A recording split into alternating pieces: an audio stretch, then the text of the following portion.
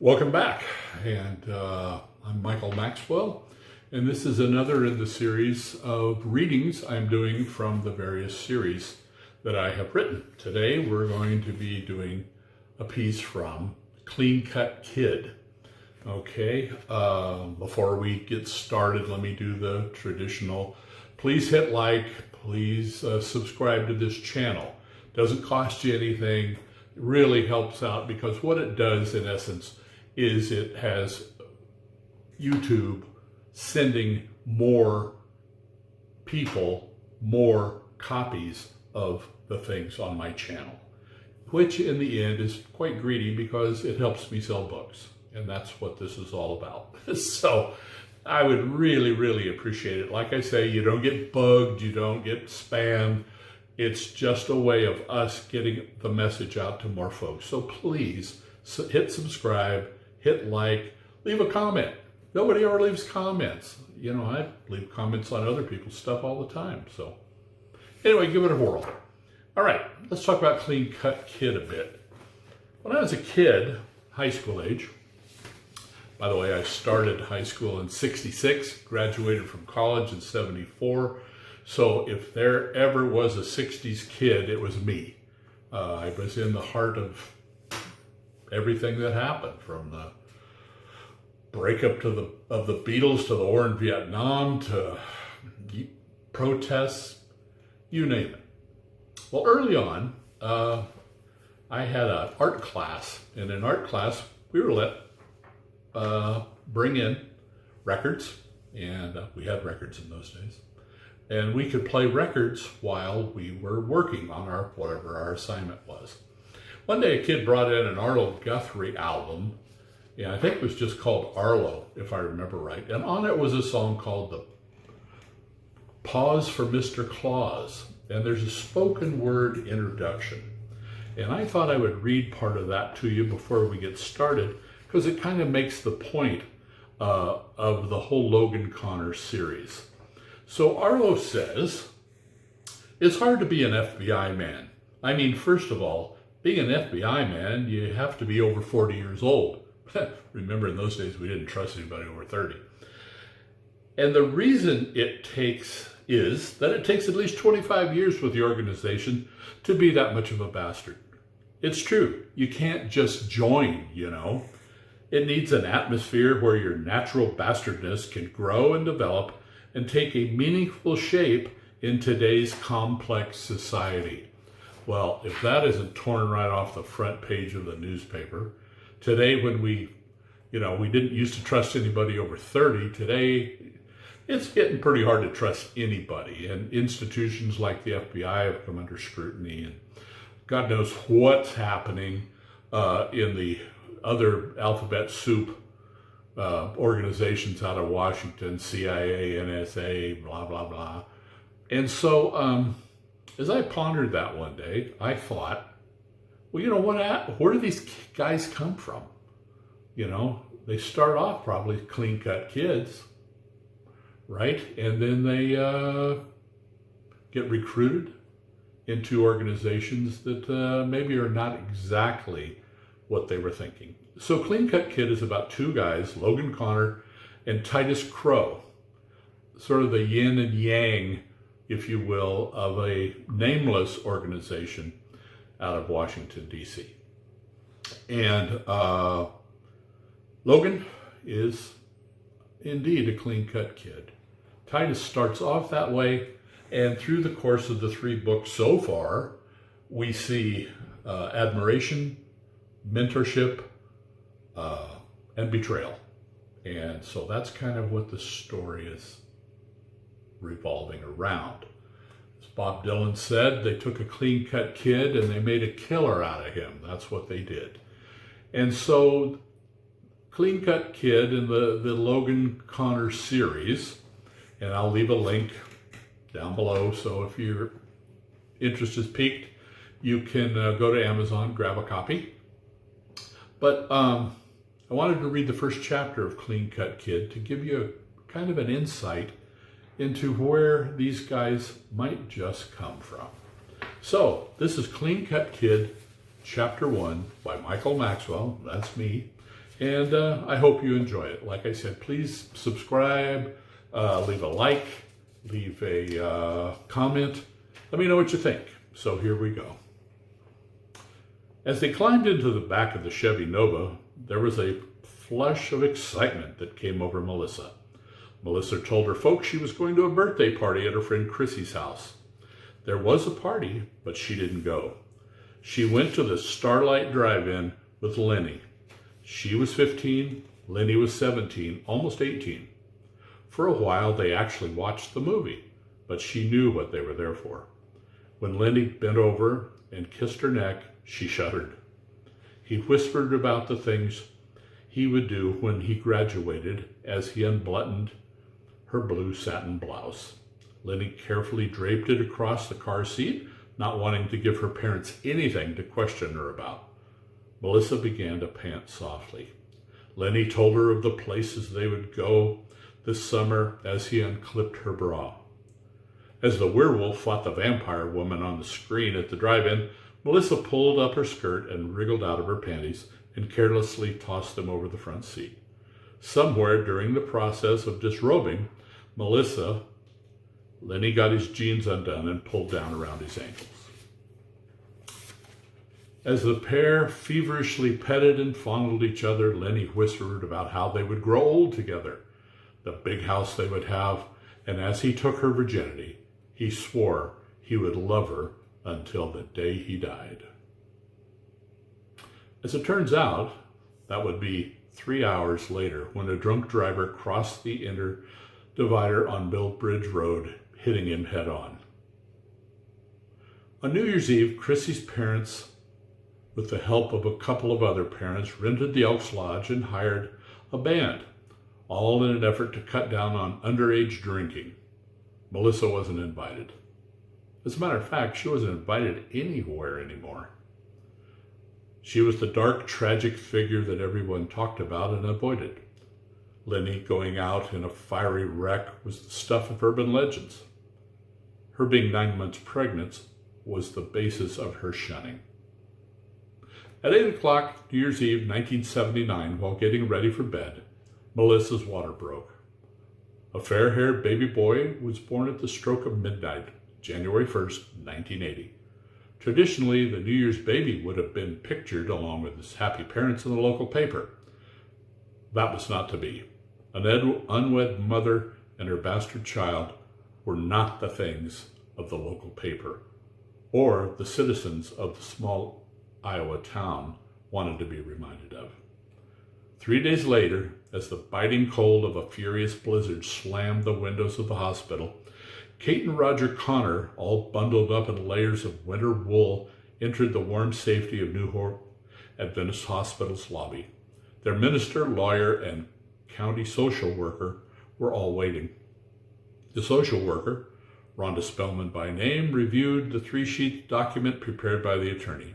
Satisfied it met all the requirements of the state, she made her way to the elevator. 5 minutes later, Miss Spellman returned with Melissa's signature, along with that of the mother, since Melissa was still a minor, and gave the documents to the waiting, clock-watching lawyer. He bid the Connors good day and was gone. Rhonda Spellman smiled for the first time and said, "That makes it official. Shall we go get your baby?" As they gazed through the window of the nursery, Kate and Roger watched as the social worker spoke with the nurse. The nurse shook her head several times during the conversation, which worried the Connors terribly. Finally, the nurse moved to a crib in the center row, picked up a baby wrapped in a blue blanket and wearing a blue stocking cap. She walked across the room to Wanda Spellman, kissed the baby's forehead, handed it to the social worker, and Rhonda held the child up and turned it toward the window. "He's beautiful," Kate said, fighting back tears. "Boys aren't beautiful," Roger teased. "This one is, and he's all ours." A child could not have been loved more or asked for a better home. They named the boy Logan Lanford Connor. Ford was Kate's mother's maiden name, and Landon was Roger's mother's maiden name. Both were gone, and it seemed a fitting way to pay homage to them. Logan was loved and nurtured, but not doted upon. He was corrected when necessary, denied toys and material possessions that a more spoiled child would have been buried in. That's not to say he was deprived. He was well dressed and always got the latest fad gifts on his birthday and Christmas. He was just like the other kids in his class at school and fit in well. The Connors could afford to spoil the boy, but knew to build strength and character in the child, he needed to understand that life doesn't hand you everything you want when you want it. By middle school, Logan was taller and better looking than the average strawberry blonde. His teachers remarked that he was a very bright young man, but often was daydreaming when he should have been focusing on the task at hand. He was quite good at sports, but showed little interest. Logan was a little above average kid in a little above average school. He was popular, but didn't have many close friends. He seldom brought anyone home to play or study. "Logan, why don't you invite some of your friends over this weekend?" Kate encouraged on a spring afternoon. "Why?" the boy replied. "Well, wouldn't it be fun to hang out with them? Wouldn't it? I see them at school. That's enough." "You aren't embarrassed of us, are you?" Kate's voice quaked a bit. Logan rushed to his mother and threw his arms around her waist and lay his head on her shoulder and sobbed. "Never, Mama, never." "Is something wrong?" Roger asked, entering the room. "Nothing at all. Nothing at all," Casey smiled. High school was not easy on Logan. The cliques and levels of social strata were not welcoming to the handsome, soft-spoken young man. He did well in his studies, but shied away from parties, football games, prep rallies that were at the center of his classmates' lives, gravitating instead to art. He showed no talent for drawing or painting, and he was a dismal failure in ceramics and clay modeling as well. That didn't deter his love for the creative outlet. Often he would spend his lunch period in the art room working on a drawing or attempting to paint. His teacher was fond of the quiet boy, who would quietly slip into the room. It was well known that there was an open-door policy in the art department. "What are you working on today, Logan?" Mrs. Franklin was a middle-aged woman who wore her hair long, with a wide variety of handcrafted clips in her graying locks.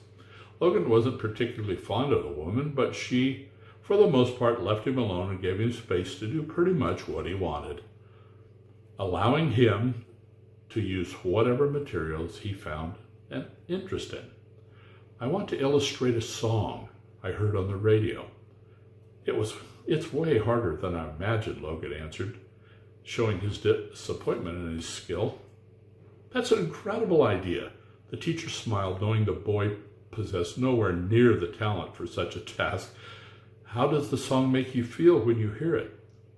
"Well," Logan began, "it kind of confuses me. The words seem to paint a picture in my head, but I don't know how to put them on the canvas." "What colors do you see?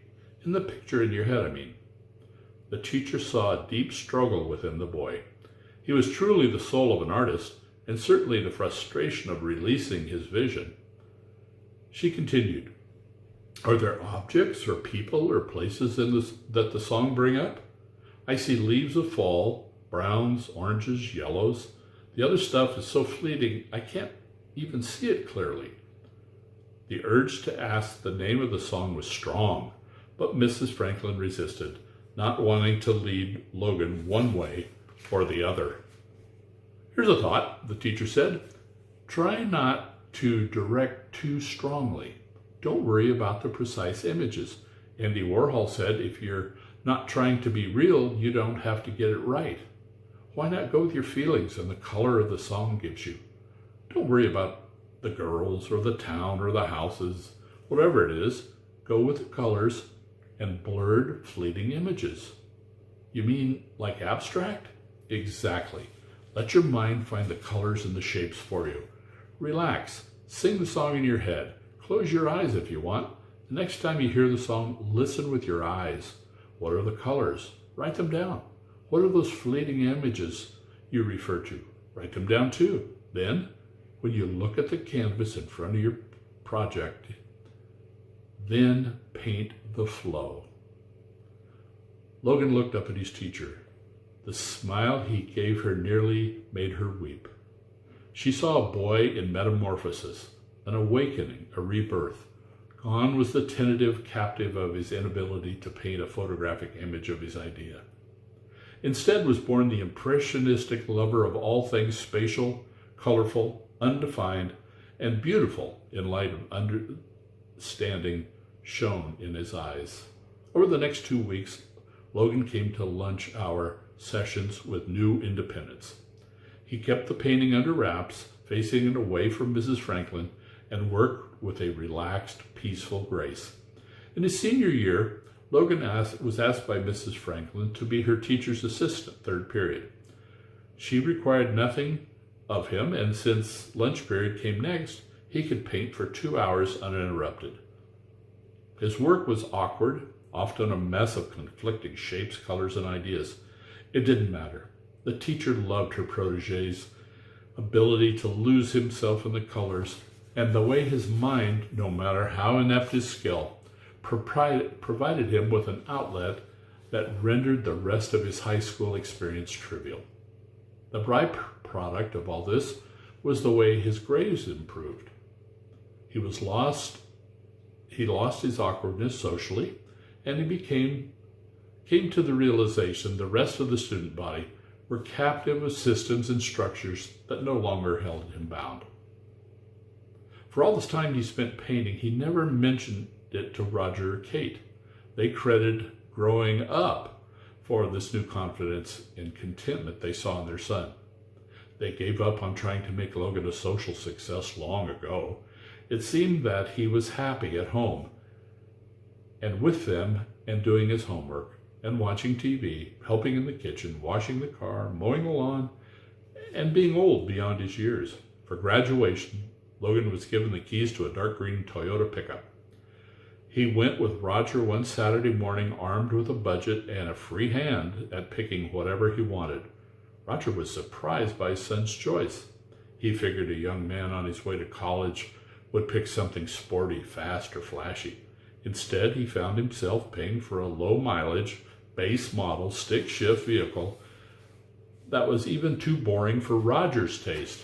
Are you sure you wouldn't like something with more zip or more stylish? Roger pressed, feeling that maybe Logan was trying to be thrifty as possible. No, I think this will last me a long time. Newsflash, Dad, I'm not a stylish guy. Logan laughed and gave his dad a hug. Thanks, I love it. All right then, it's all yours. The odd choice was to last Logan for nearly 15 years.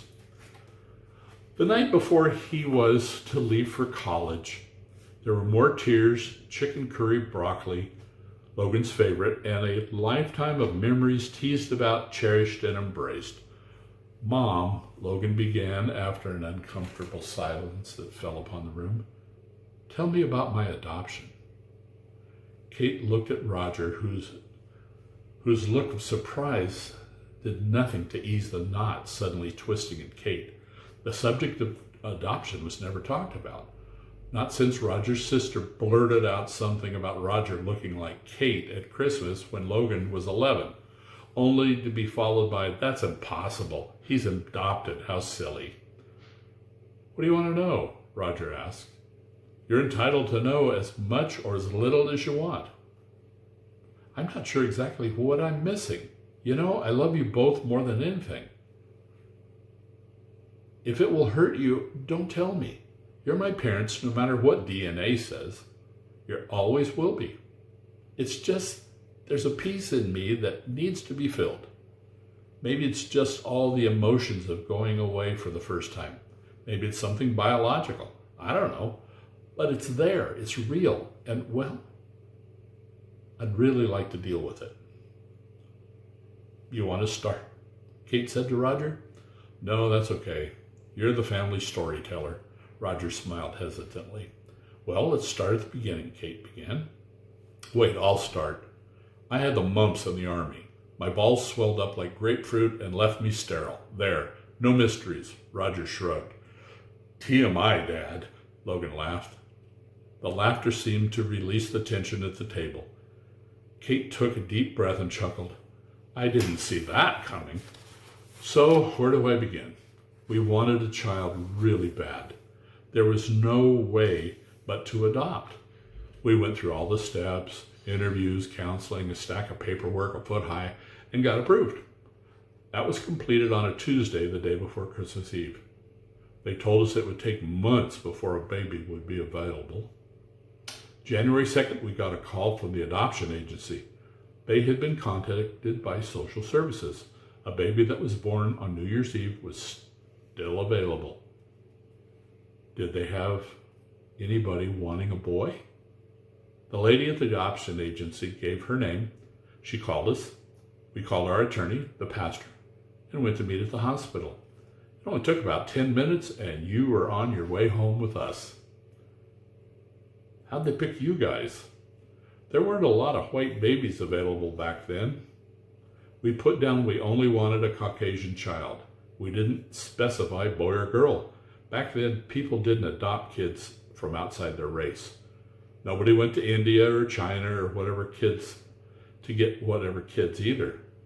It just wasn't done. Nobody thinks about it anymore. Did you meet the lady who gave me up? Logan was careful not to say mother. No, she was 16 or 17. It was kind of hush-hush. The boy who got her pregnant was killed in a car wreck the night they had sex for the first and only time. So I have no biological father? Alive? Right. He never knew. What about her? Is she still alive? Logan asked. She'd be about 34 or 35 now. I would think so, Roger replied. Huh, Logan said without emotion. That's all we know, really. She was local, high school kid. That's about it. Okay, thanks. Logan shrugged a gesture he learned from Roger. It signaled the end of the conversation. It didn't end his thoughts, though, and Logan struggled with them as he tried to get to sleep. Where was his mother? Alone in his bed. He could call her mother. Who was she? What was she like? Did she ever think of him? His thoughts were filled with her for the last year. He forgot to ask about paperwork. He slapped his forehead. How could he ever bring it up again? Logan dozed off around midnight, but woke up shortly after 2. His parents had been asleep for hours. They slept like the dead and kept their door closed. As a freshman, Logan was the one who answered the door to the police when a car crashed into the neighbor's house. They were on vacation and the officers needed contact information. Roger and Kate slept through it all. Logan sat up. He sat on the edge of the bed for several minutes. He struggled with his thoughts racing through his head. He decided it was now or never. He quietly went down the hall and into the den. As he stood before his father's roll-top desk, he nearly turned and returned to bed. Was it betrayal? Invasion of privacy? Trespassing? Logan flicked on the gooseneck lamp at the top of the desk. He looked at the closed cover of the desk, and then with a swift, decisive movement, he rolled the top up. The little cubby holes of envelopes, rubber bands, paper clips, pencils, and stamps were as neat and tidy as his father's workbench in the garage. A stack of bills and mail were sitting under a small snow globe of Mount Rushmore his father got as a kid. Nothing here, Logan thought. He slid the top down and took a seat in the cracked leather desk chair. 2 drawers on either side of the desk. The top right was a mishmash of junk, political pens, business cards, 3 pairs of old glasses, 2 dead wristwatches, and a harmonica. A bunch of birthday cards bundled with a rubber band. The bottom right drawer was filled with files, insurance, car registration, variety of receipts for paid bills, warranties on appliances, long gone, but nothing that would help. In the bottom left side of the drawer was a metal box. Logan removed it from the drawer. The button on the front was immovable. It was locked. He set the box on his lap. The slot was very small. A little key, Logan thought. He sat for a long moment, tapping the top of the box with his fingertips. Maybe he could force it open. Ooh, bad idea. Maybe he could pick the lock like on TV. Stupid idea. It was the best he had. He pulled open a thin drawer and just above his knees took out a paper clip. And in a pencil tray in the front of the drawer was a shiny little chrome key. Logan slipped the key in the lock. It silently opened. Inside the box was a small stack of documents: life insurance policy, marriage license, social security card, Roger's Army discharge paper, and in the middle there were 3 sheets of paper stapled in the upper left corner. The top sheet bore the letterhead Nelson, Park, and Finney, attorneys at law. The second sheet was a registration of adoption, notarized by the county.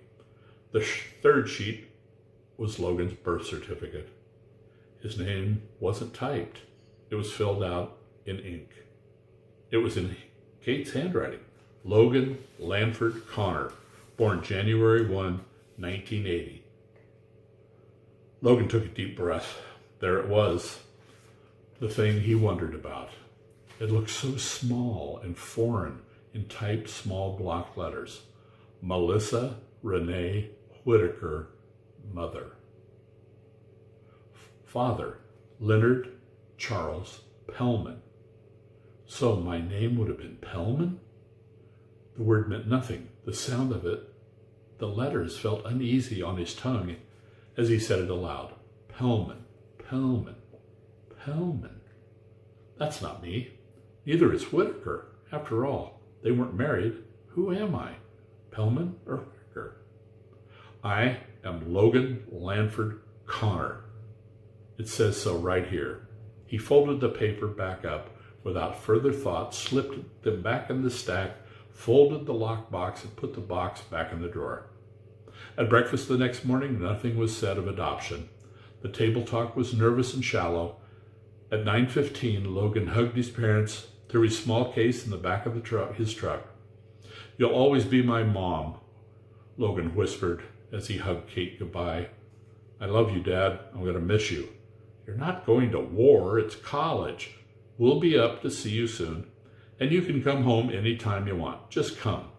Roger's voice choked with emotion. Logan got in the green pickup and backed out of the drive. He wiped his tears from his cheeks as he watched his parents wave in the rearview mirror. As he turned the corner, he stopped and almost turned around. It was too soon. He didn't want to leave his home. Logan knew it wasn't just for college. This was an introduction to the adult world.